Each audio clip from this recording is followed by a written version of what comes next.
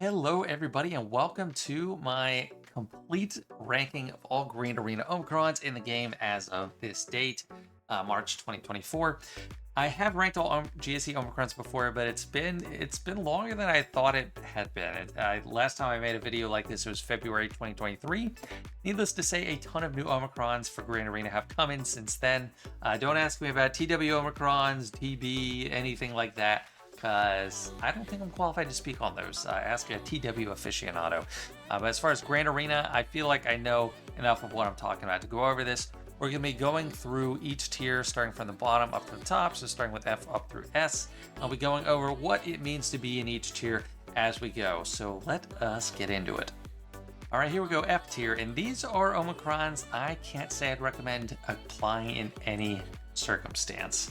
There's only 5 of them. This is not going to be, for statistics aficionados, this is not going to be a perfect bell curve. There's less at the bottom because Grand Arena Omicrons, for the most part, you can think of some use. So F are, like I said, I wouldn't recommend them in any circumstance. BT1 and 000, they're good characters, but their Omicrons are limited to 3v3, and they have something to do with killing enemies or like losing allies or something like that. And in 3v3, once that happens, you're either pretty much screwed or you're in a dominant position. So they seem to have no applicability, in my opinion. Director Krennic is just a character that never sees play anymore. It's a fully saturated field, very crowded. He doesn't have the Imperial Trooper tag, so I can't see using him in any circumstance. Princess Leia, I think some people will say, and I don't fully understand all this, that she can work with Galactic Legend Leia. That's a possibility. I don't know. I just don't recommend applying this at all, ever. There's much better options. And Tusken Chieftain is actually a really new character for this list to be in the F tier. But the reason I put it in F is because you're only going to have one solid Tusken 3v3 team. This is a 3v3 only Omicron, and it turns Boba Fett Sign of Django into a Tusken, which sounds good until you realize the Tusken Raider Omicron is far superior, and you should run Tusken Raider with Tusken Chieftain, rendering Tusken Chieftain's Omicron entirely useless because you're going to want to run Warrior in there as well, not Boba Fett Sign of Django. So completely useless in my opinion, and that is our F tier. Next up, we got the D tier, and these are Omicrons that I could see applying in some cases. I actually have, I think, at least one of them applied, but they're overall not the strongest, and there are some strong characters there. So we're looking at Reva's special, or her unique rather, Rose Tico, Dr. Afra's unique, Chief Chirpa, Akbar, Starkiller's special, and Talon. Talon applies different effects. I think this could be useful in some circumstances, but some of it circles around her like defeating enemies, which doesn't really happen very often. And it's just generally one that's really passable. Starkiller, it seems good until you read that the clause says while unleashed. So he has to get his Star Destroyer off, or maybe he doesn't have to get it off. He has to get to the threshold where he can get it off for this to actually apply. It makes the debuffs locked. Therefore, just way too situational, and you get to use it at a point where the battle is pretty much in your favor. Akbar and Chirpa, I just don't think Ewoks are good. I mean, Nisa's been added to the game since I last ranked these Omicrons, but I still think that they don't make the cut. This is one of the most popularly applied Omicrons because new players go for C-3PO. They got a bunch of Omicrons lying around. They're like, I don't want to waste this team, so just slap it on. But I don't think it's worth it. Same with Akbar. A lot of new players get him early on, and then they want to use him for his ship or something, but it's just not completely worth it. I think you can make some stuff happen. A lot of times people get Akbar and Leia together, but I'm not an expert. I just don't think that's ever going to be worth doing. And then Afra, I mean, she's a great character, but the threshold for this is extremely hard to meet. It's if your allies fall below 20% health without dying, then they get the damage immunity. It's a very slim threshold to hit. Like, the chances of going between 20% and 0.001% of your health as opposed to going to 0 are pretty low. And then Rose Tico just adds extra turn meter for the team. I actually did apply this just because my Omicrons were burning a hole in my pocket, and I've always been using Zori, the Zori Bliss team, so it made sense. I think last time I ranked F because Zori Bliss wasn't in the game.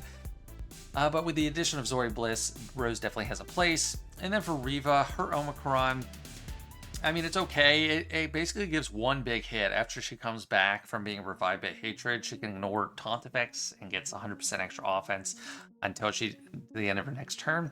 So, like I said, just one big hit could be nice, but I haven't applied it. I can't say I'd recommend it. Not terrible, but top of D tier for that. And that is the entirety of the D tier. Moving on, we got the C tier, and there are a lot of strong characters in here, but these are like their passable moves that are kind of decent, kind of strong, but you can really get by without them in almost every circumstance. So we got a couple Darth Malicos, we got a Riva, we got a Bo-Katan, and then the likes of First Order TIE Pilot, Kersan. Even Bane has one here. So let me talk about Bane's first, because he's pretty new and he's amazing. Mainly I have this here because this is an unnecessary Omicron. I mean, it's good, it adds extra ultimate charge against linked or deceived enemies, but people are running him without Sith Eternal Emperor, and I mean, it gives them some extra siphon. So if you're running him without C or even Lord Vader, well, actually, it is only Sith Eternal Emperor because it's linked to deceived or linked, so very passable. Kind of decent if you are running him with that. It makes him even stronger, but you don't really need it. First Order TIE Pilot, I used to love this Omicron. I just haven't been able to use it in the longest time. For new players, I would actually still recommend this. It's going to expire, so to say, eventually, where you won't be able to make use of it, but it is really good. Gives a lot of extra speed, a lot of extra damage, and survivability through Foresight, so it's really kind of powerful in that regard. Asajj, put her at the top of C because she does have good ramping damage mechanics through her Omicron.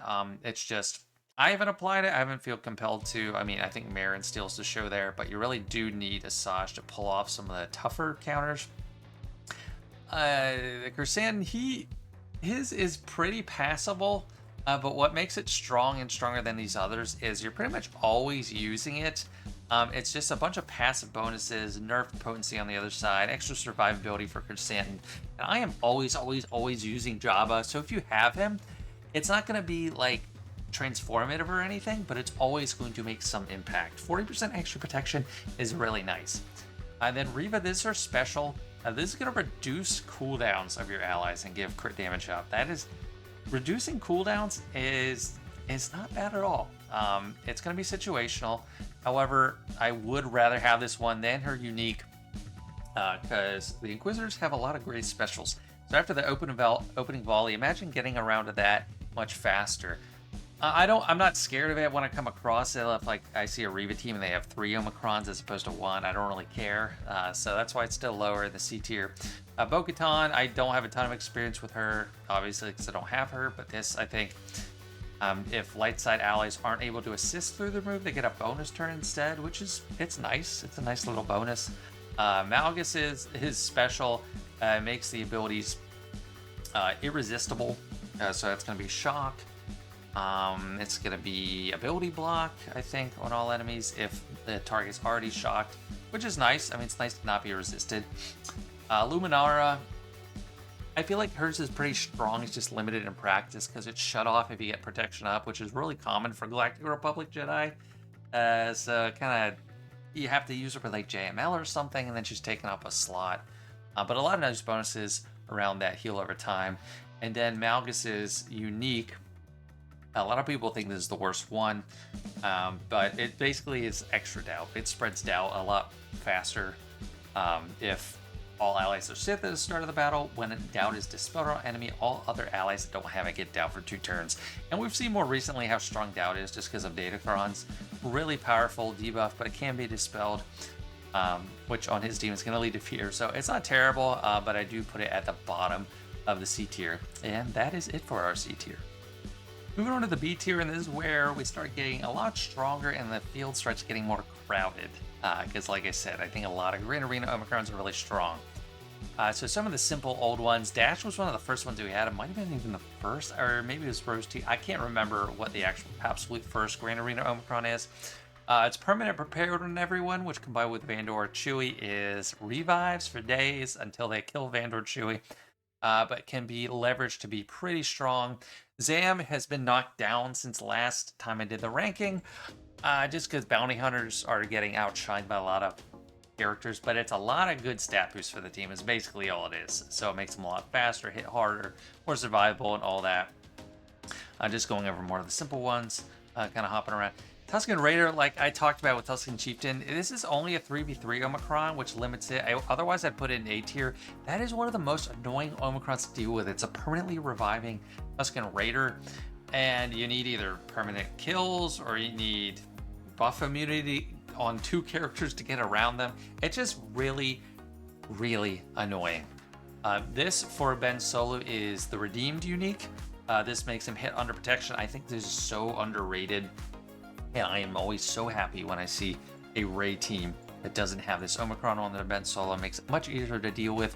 And think of how much protection up is out there. Just forget about protection, but just think about protection up at this point. And this guy hits so hard, he could start killing people without having to worry about all that protection up.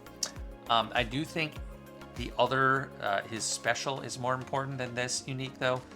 This is the healing immunity for 4 turns, which is very impactful in most cases. On defense, it's great for banner stealing. On offense, it's an amazing tool to really control the enemy, whether that's a Galactic Legend or you're doing a mirror or something, or just try to keep control one key target.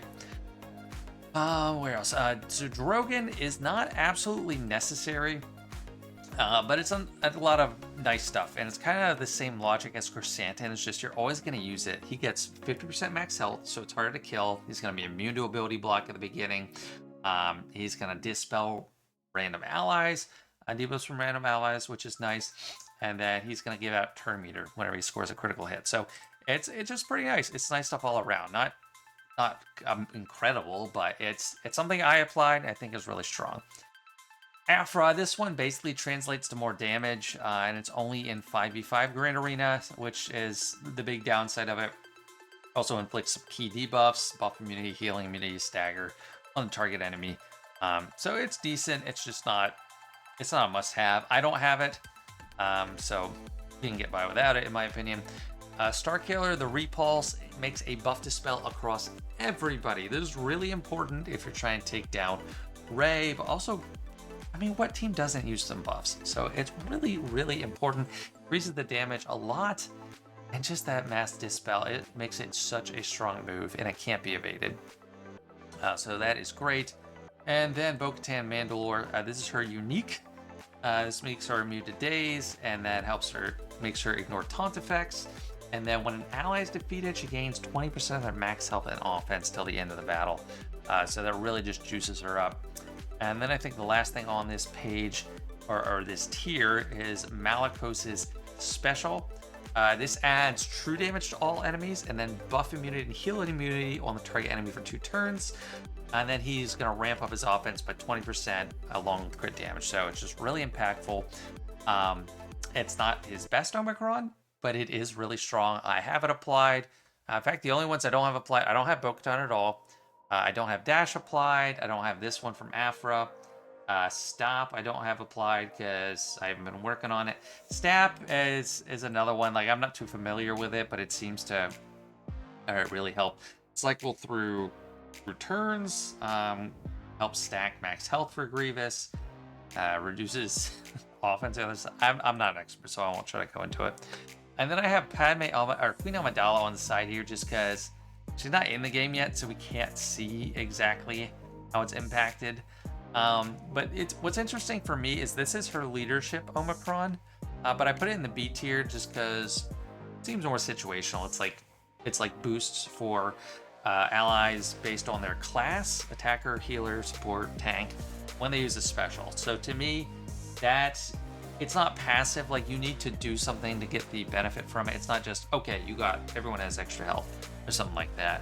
And the bonuses aren't that incredible, so that's why I put it over there. I speculate it'll be B tier. And that is all for the B tier. I think I covered everyone, but just a lot of stuff here. Still a lot of strong Omicrons. And now we have the A tier. These are as good as they could possibly be without S tier, so not completely transformative, but really strong, really bolstering already strong characters and teams.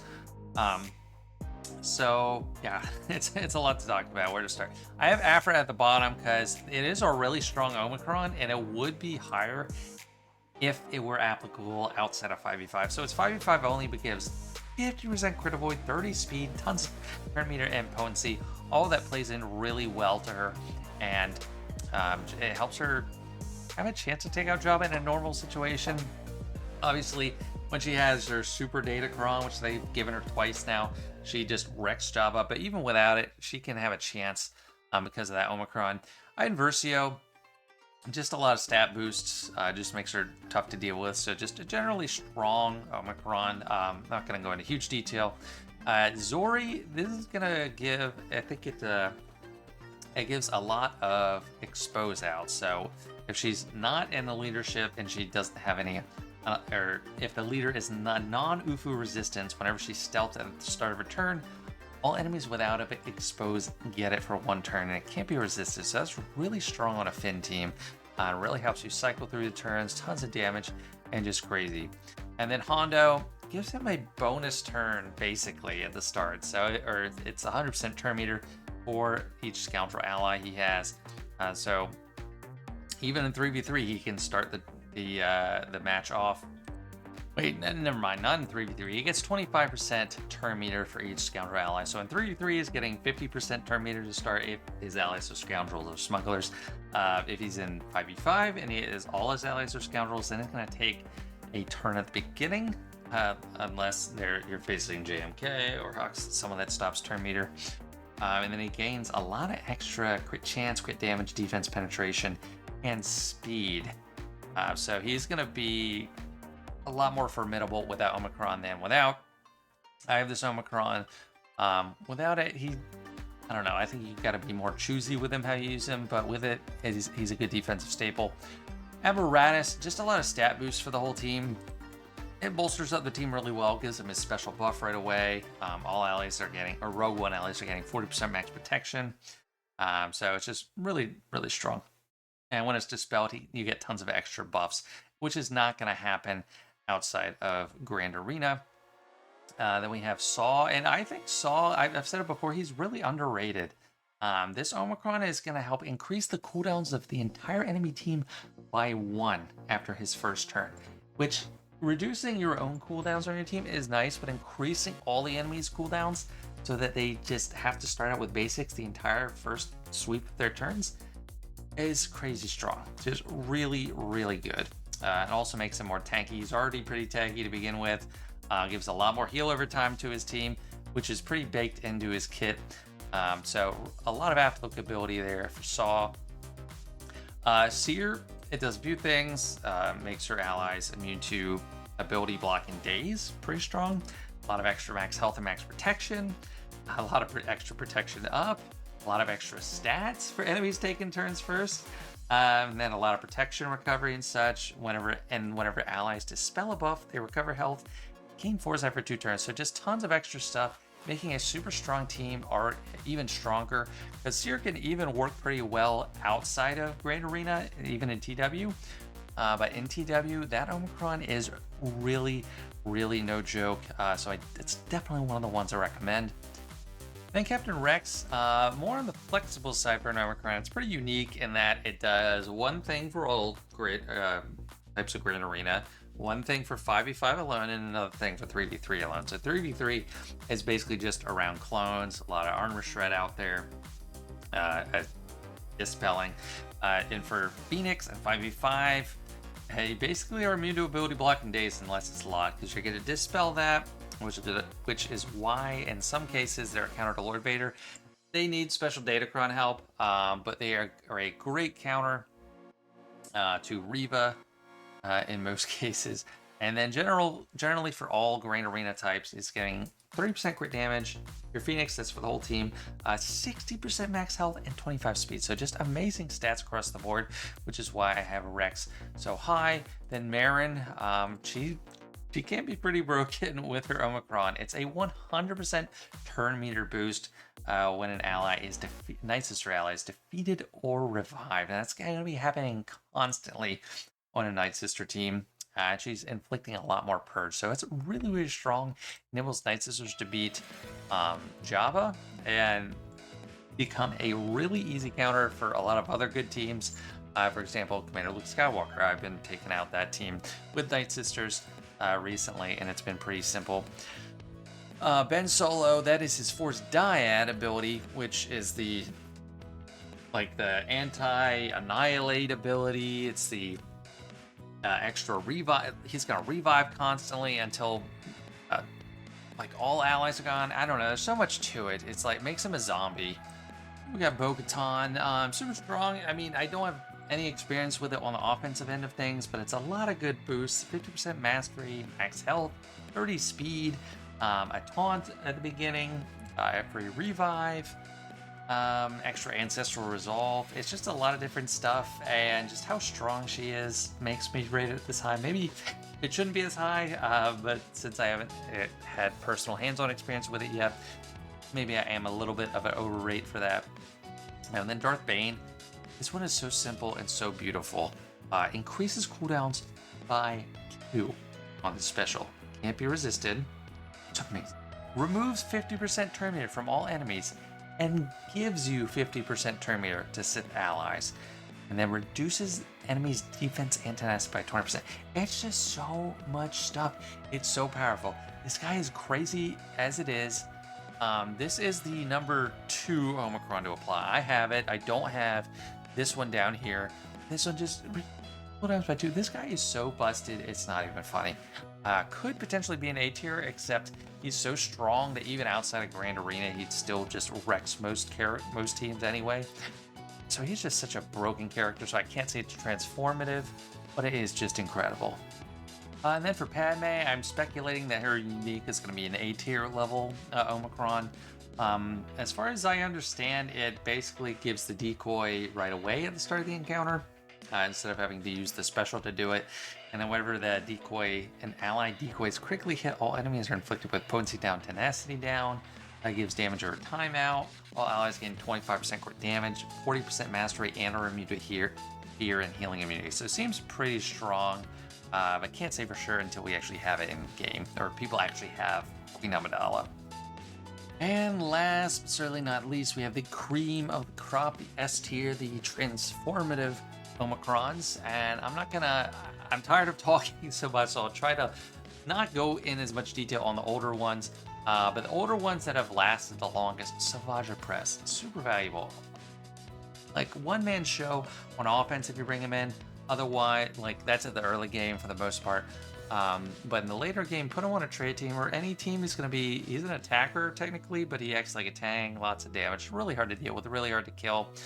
Qui-Gon getting further pushed back to the bottom of S tier. The team still is strong, lots of extra damage, really hard to deal with. Good banner stealing team, but not quite the same as it was when it came out, obviously, because they nerfed it to Oblivion. Not to Oblivion.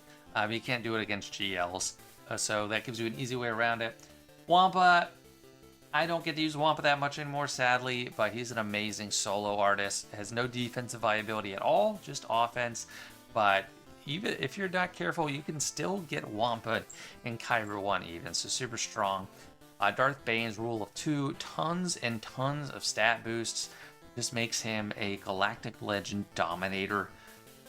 Just crazy. And Maliko's, both his uniques are insane. So many bonuses for this guy. It's hard to even know where to start. Like I put the one with the fist above it. That's strength as power. This gives him 100% max health and 50% mastery. Gives crit immunity to everyone for 2 turns at the start of the battle, or Ufu's at least. Is really hard to deal with. It makes him use his basic all the time when he uses a special. And then he assists all the time through that. It's just really strong. And then this other one, the Shattered Order one, or Echo of the Fallen Order, prevents revives for enemies defeated by his team. It's the Savior mechanic, and then gives him a lot of extra Edge of Madness. So maybe that could be even below. Probably should be below Rule of 2. But I just lumped these together just because they're both really, really strong. Traya, really amazing. Another one of those that was so good, had to get nerfed when it came out because it was dunking on GLs. Great for offense or defense. That unique is already strong in cleansing debuffs all the time, but gives tons of boost to the team, and then is going to reset cooldowns, which for Nihilus is really threatening. So just awesome. Riva, Deathmark for days, all over the place. Just really high quality. Deathmark, probably the best debuffs in the game, if not the best. Forced taunt, dying slowly as you hit them, and then they can't be revived. Just amazing. And then Darth Malgus, his unique is amazing. It's just incredible. 30 speed, 50% mastery, 80% crit avoidance, 80%. Reduced damage by 15%. Lots of bonuses for doubt. You got expose coming out there. Reduced speed on enemies with doubt. Less tenacity, less crit damage. He himself gets 50% max health and max protection if all allies are Sith, and 60 speed. And to top it all off, this is underrated. He starts the battle with 100% health and protection, so you cannot zerk him down. You can't get him close to death and then come back in later and tip him over the edge. He's going to be at full health and protection at the start no matter what if you have this Omicron, which makes him basically impossible to deal with. And then Starkiller is the best one out there. It's basically a leadership ability. It gives tons of extra bonuses to his team. Got the assists when a Sith ally uses a basic, which is why he's always assisting Palpatine. Debuffed enemies deal 50% less damage. That's huge on its own. Extra speed for the team, 35 speed. Damage immunity for Jedi tank allies. So that's going to be really important for punching up against Rey or something like that. Reducing healer allies. So that's why Visa Smart goes on the team. She can revive someone easily. So just a lot of stuff there.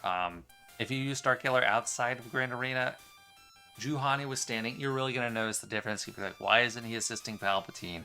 Why isn't he doing this? Why isn't he doing that? So just crazy all around. So I still ranked him the top. You could make an argument for Malgus, and maybe I'm misprioritizing some of these. I feel like that is going to be, there's going to be a lot of room for feedback in this, and I welcome it. Just really strong. And then for Queen Amidala, I keep saying Padme, but Queen Amidala, I put her special as the one I speculate to be in the S tier when we come out, because it's increasing all enemy cooldowns by 1, and I had talked about that with Saw. That's just super powerful. Bane does that too, but it does a lot of stuff. It ignores protection, gives crit damage up, heal over time, protection over time, which synergizes really well with her kit. Inflicts damage over time. Speed down, vulnerable. It's a lot of stuff, but the big thing about it is the cooldown increase, and that's how I am sold on it. And I think I've talked about every single one of these Omicrons. I hope you enjoyed listening to this long-winded discussion of them, although I tried to be fast. Visually, I like how this looks at the end, but if you just skip to the end and look at it, you're going to miss some context for my reasoning. So if you want to be really critical, I recommend you go back. If you want to be just somewhat critical, I'll entertain comments from people that haven't watched the video. But if I can tell you didn't watch it all, I will laugh at you. So happy to hear feedback from anyone. It's well thought out. And thanks so much for watching. I hope you enjoyed, and I'll see you later.